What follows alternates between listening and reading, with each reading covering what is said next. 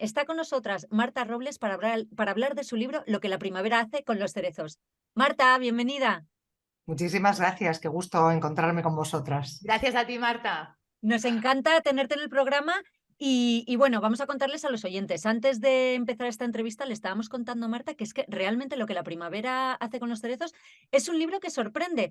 Yo sé que hay lectores a los que les tira muchísimo la ficción y entonces en un principio a lo mejor pueden decir, jo, es que no ficción. Recomiendo a todo el mundo que lo lea. Es súper interesante, se aprende un montón y además, Marta, es que tienes una pluma muy ágil y muy amena que hace que no se haga nada pesado el libro. Te quiero preguntar una cosa, ¿de dónde te surge esta idea de voy a escribir un ensayo sobre el amor y el desamor, por supuesto, y la repercusión que tuvo en la vida y obras de tantísimos artistas?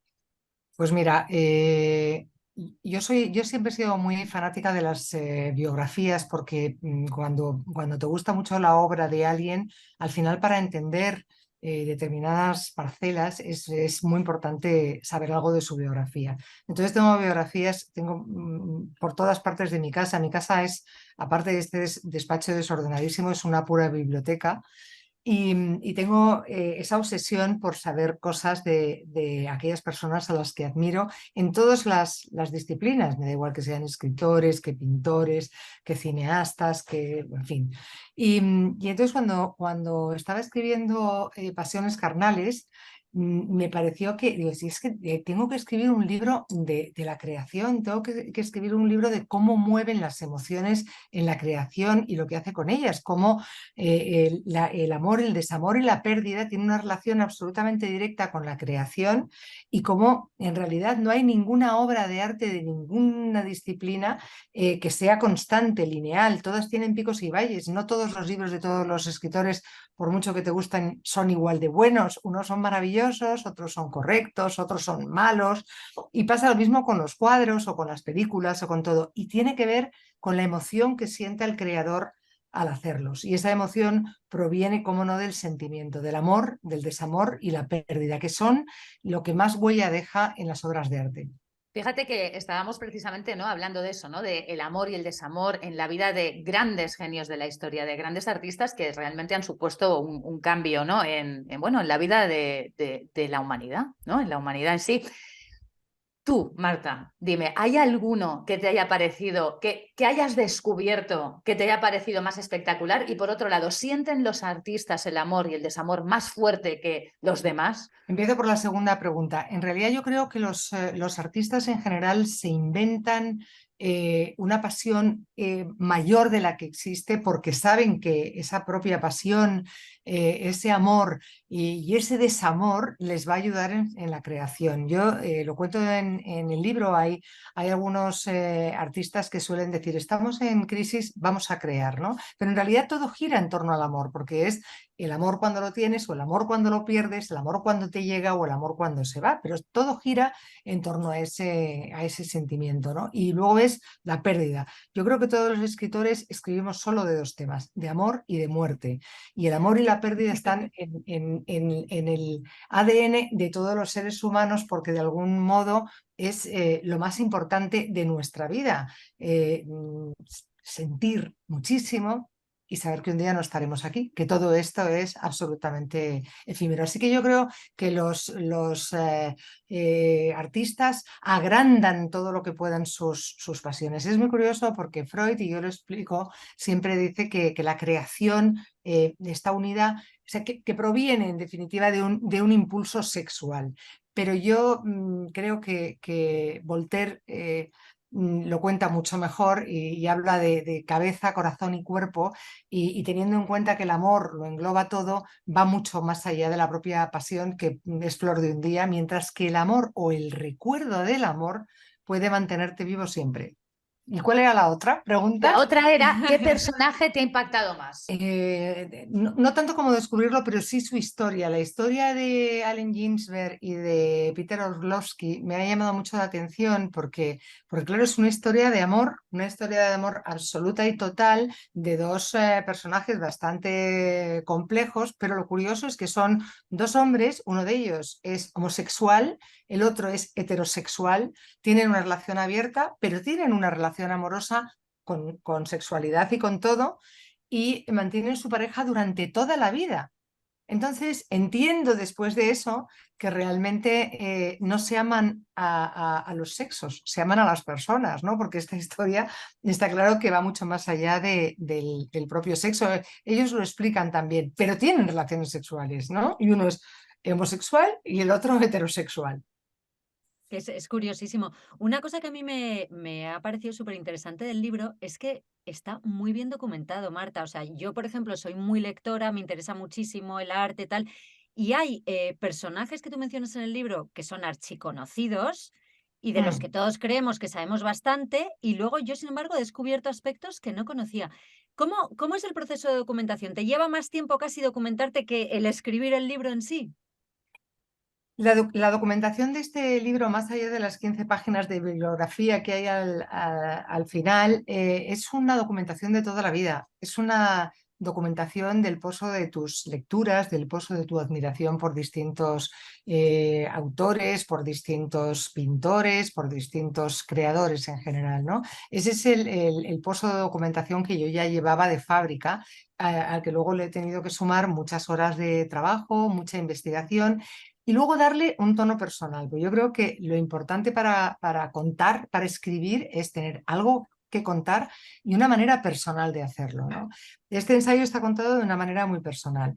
Más allá de que os lo agradezco muchísimo, del estilo ágil y eso que os guste, también yo cuento pequeñas escenas de ficción que de algún modo hacen que cuando tú estás leyendo la historia de este o aquel personaje, visualices un poco lo que yo te quiero contar, en ese mundo en el que te quiero zambullir, ¿no?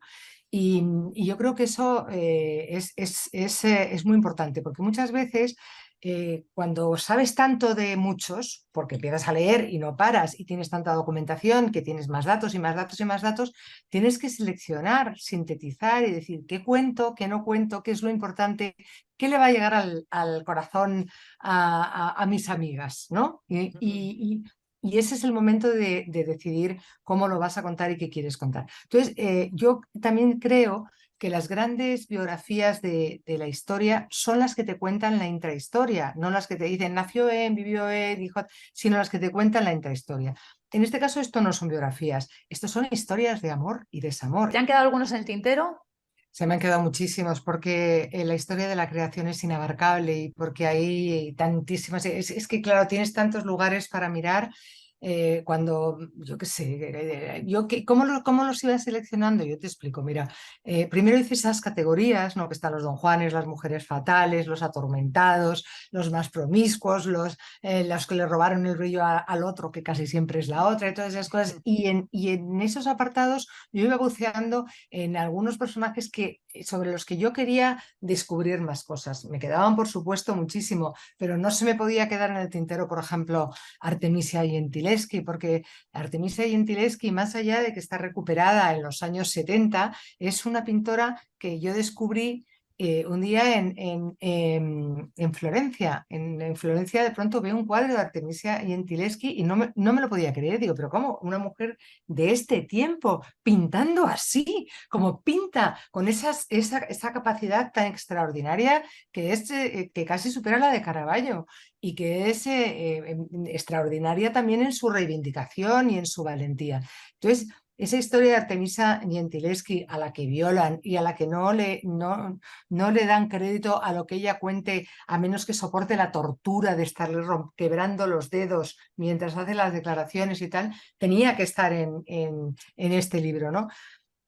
¿Por qué tenía que estar esta? Porque creo que era algo que yo necesitaba contarme a mí misma. Entonces yo iba poniendo los que creía que me tenía que contar a mí misma, ¿no? Byron, por ejemplo, que es un personaje muy curioso, hay algo de lo que prácticamente nunca se ha hablado. Es que su Don Juan, el Don Juan de Byron, yo meto a los Don Juanes en una Sí. categoría. Y los Don Juanes casi quieren ser su propio personaje. Y resulta que el Don Juan de Byron, ese grandísimo seductor que no paraba de aquí para allá, es como una jovencita seducida que no puede evitar que la seduzcan. Entonces, es muy gracioso porque eso es algo que los que no han leído el Don Juan obviamente no lo saben y muchos de los que han oído hablar de todas las historias de Byron tampoco. supongo que tendrán curiosidad ahora por leer ese Don Juan cuando lo descubran aquí, ¿no? Porque más allá de sus amores, de sus temores, de sus angustias, pues tiene mucha gracia verlo, ¿no? Yo me he visto, fíjate, que me ha hecho gracia que digas lo de Artemisia Gentileschi, porque yo, Sí, por me lo ha ejemplo, yo comentado. en concreto no la conocía, Marta, y cuando lo leí me pareció súper interesante, me pareció curioso que hubo juicio contra el profesor en aquella época, ¿sabes? Porque pensé, oye, pues por lo menos lo llevaron a juicio, que ya eso me sorprendió, aunque luego nadie la creyera y tal. Y luego me puse a buscar lo que decías tú, ¿no? Que un poco lo que te ha llevado a escribir esto es que cuando admiras bueno, a un creador, te apetece saber más sobre su historia. Claro. Pues yo es que con tu libro estoy con Google al lado, que en el caso de Artemisia Gentileschi, como no tenía ni idea, de verdad te digo así honestamente, buscando en internet sus cuadros, tal, y claro, luego sí, efectivamente hay muchos cuadros que conozco y que al final resulta un personaje como muy de actualidad, ¿no? Porque al final, bueno, pues eso, un poco baluarte del feminismo, tal, que luego se rescató. ¿Ves? Por eso te digo, en eso me pareció súper interesante, me hace gracia que le hayas sacado, porque es que es uno de los personajes de los que yo he aprendido porque no tenía ni idea. Sí, pero es que hay, por ejemplo, yo me doy cuenta que Gerda Taro y Robert Capa que es muy gracioso. Llevamos toda la vida oyendo hablar de Robert Capa, Robert Capa, Robert Capa, el grandísimo fotógrafo Robert Capa, Robert Capa. ¿Qué narices? Y Robert Capa en realidad no existía. Robert Capa era el nombre con el que en Gerda Taro bautizó a la obra de su novio Endre Friedman y suya. Y es muy gracioso porque incluso cuando muere dice, no, la mujer de Robert Capa, y luego siguió utilizando ese Y no. nombre porque les había dado mucho rédito y porque ellos habían conseguido, bueno, pues alcanzar la fama, el éxito, la gloria y el dinero a través de ese nombre. Pero es que ella no era la mujer de Robert Capa, era la creadora del nombre de, de Robert Capa y la mitad de Robert Capa, ¿no? Son cosas que no se saben y son curiosísimas. Su foto más famosa, que es la foto del soldado de la guerra civil, no se sabe si la hizo uno o la otra. Y eso es algo que me divertía mucho descubrir en estas páginas, que en las que aprendes muchísimo, pero claro, esa historia empieza pues con la muerte de ella, que es como una escena de película, literalmente. Entonces, pues claro, yo creo que eso tiene también de atractivo para el lector, meterse en la película de la vida de esta señora y luego descubrir con sorpresa algo de ese amor que fue definitivo para crear al personaje, a un personaje A Capa. inexistente que ella creó. Oye, una cosa, Marta, ¿estás pensando después de este nuevo libro? ¿Estás ya con el nuevo libro? ¿Qué vas a hacer? ¿Vuelves a la ficción? Después de este libro voy a volver con Rouras, con el detective Rouras, porque tengo una pendiente con él. Tengo los que han leído la saga del detective Rouras saben que la última novela, que se llama Lo que la chica la chica a la que no supiste amar, acaba en alto, acaba con una cuestión sin dilucidar que los lectores Por eso te lo encontrarán en el próximo preguntaba. libro. Sí, sí, sí, sí, voy a... Si te digo la verdad, tengo dos proyectos literarios abiertos al mismo tiempo y ando en uno y ando en otro, pero está por una parte el de Rouras, que siempre me preguntan y sí que voy a volver con Rouras, sí. Bueno, o sea que en algún lugar de ese despacho que vemos, Marta, ahí hay un tesoro que me imagino que verá la luz pronto. Mientras tanto, sabes que terminamos siempre las entrevistas con el quiz de Tardes de Parque, el quiz que haríamos en el parque. Así que son unas preguntas cortitas, súper rápidas, ¿vale? A ver, La primera, ¿qué comida odiabas de pequeña? la empanada del colegio la tiraba exactamente detrás del radiador. Me Bueno, he encanta. tardado muchísimo tiempo en volver a probar la empanada gallega, Con porque lo era una buenísima empanada que gallega es. que es, pero ya, uy, la del colegio era asquerosa. La tiraba Yo en nuestro desde... colegio la merluza rebozada, yo la llamaba merluza corte de cuello, o sea que no te cuento más. Al bolsillo iba todo. Exacto. ¿Cuál es, Marta, esa película que has visto miles de veces? Lo diré, Las amistades peligrosas. Muy buena. Es que, Maravillosa. es que es una película, es un libro que también he leído muchísimo, Chodarlo de la Clo, que me fascina, pero es que me encanta esa película, me parece fascinante. Vale, un viaje que te quede por hacer, que digas, este lo tengo que hacer seguro y cuanto antes. Pues muchos, pero me gustaría ir a Papúa. Nueva Guinea. O sea que tengo que tener un Exótico. ratito para poder ir. Exacto, que 36 horas casi para viajar hasta Por allí, ¿eh? eso, por eso. No, yo también quiero ir por allí, a ver, ojalá. Yo quiero ir allí por también muchas razones literarias. O sea que yo quiero ir a Papúa Nueva Guinea. Bueno, pues deseo para el 2023, oye. Y antes de que acabemos, Marta, dinos esa cosa que se te da fatal. Algo tiene que haber. A mí se me dan fatal 25.000 cosas, pero sobre todo se me da fatal esperar. Es que soy muy impaciente. ¡Ay, a mí también! Soy muy impaciente y Ya se con me el da nombre. fatal. O sea, es que ¿sabes qué pasa? Yo digo, Dios mío, dame paciencia, pero ya. Y como soy una grandísima Pero ya. insegura, si de pronto te mando un WhatsApp y tardas en contestármelo, digo, pero ¿ya estará enfadada conmigo? ¿Le pasa Bueno, algo? ¡Ay, eso igual! Yo me es que pasa. sí, y mi marido siempre dice, ¿pero qué más da? Pues ya, pero tú los contestas al segundo y digo, pues no, Yo- digo, pero... Pues yo sí los contesto al segundo y cuando no me contestan digo, Dios mío, ¿qué ha pasado? Me pasa lo mismo.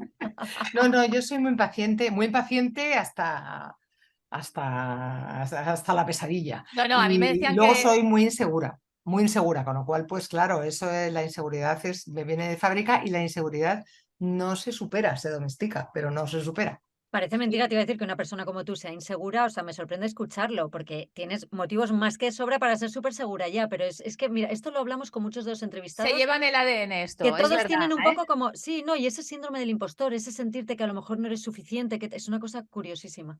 Oye, Marta, nos ha encantado de verdad tenerte en Tardes de Parque, te deseamos todo el éxito con este nuevo libro, Muchas que estoy gracias. segura de que a los oyentes les va a gustar tantísimo como a Laia y a mí, y esperamos verte muy pronto por aquí.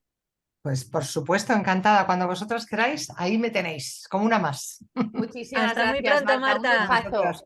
Besitos. Adiós. Hasta luego.